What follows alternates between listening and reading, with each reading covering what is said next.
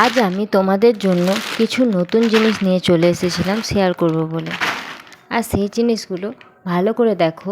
প্রথমেই দেখো এই বাটারফ্লাই জেলিটাকে, আর তারপরেই দেখো এই অরেঞ্জ কালারের জেলি আর এই লিচি জেলিটাকে।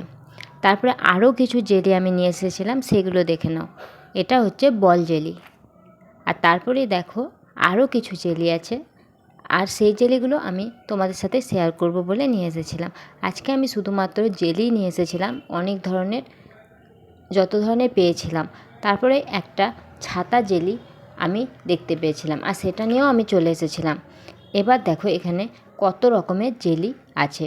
এই ছাতা জেলিগুলোও দেখতে খুব সুন্দর লাগছিল, আর তার জন্যে আমি এই ছাতা জেলিগুলোও নিয়ে চলে এসেছিলাম।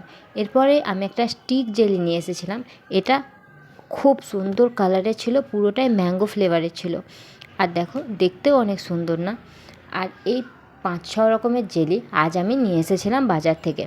হ্যাঁ, দামটা অনেকই বেশি পড়ে গেছিলো, অনেক টাকা লেগেছিলো, কিন্তু তোমাদের সঙ্গে শেয়ার করব বলে আমি নিয়ে চলেই এসেছিলাম। আর এই জেলিগুলোর দাম কত ছিল সেগুলো তোমাদের সঙ্গে আমি শেয়ার করে নিচ্ছি, চলো।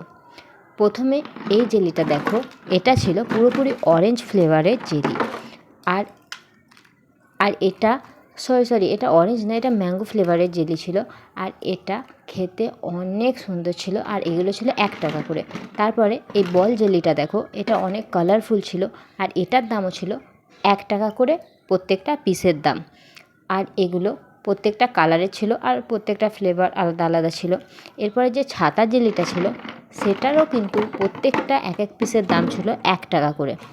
খেতে মোটামুটি বল জেলিটার মতনই ছিল, আর খেতে অনেক ভালো ছিল না, মোটামুটি ছিল। আর তারপরে স্টিক জেলিটা অসম্ভব সুন্দর খেতে ছিল, পুরো ম্যাঙ্গো ফ্রুটি যেমন ফ্লেভার থাকে তেমন লেগেছিলো, আর এটার দাম 5। আর তারপরে এই বাটারফ্লাই জেলিটা ছিল, আর এটার দামও কিন্তু নিয়ে নিয়েছিল 5 টাকা। আর এই দেখো এই লিচি জেলিটা 1 টাকা। তোমরা কারা কারা খেয়েছো কমেন্টে জানিও।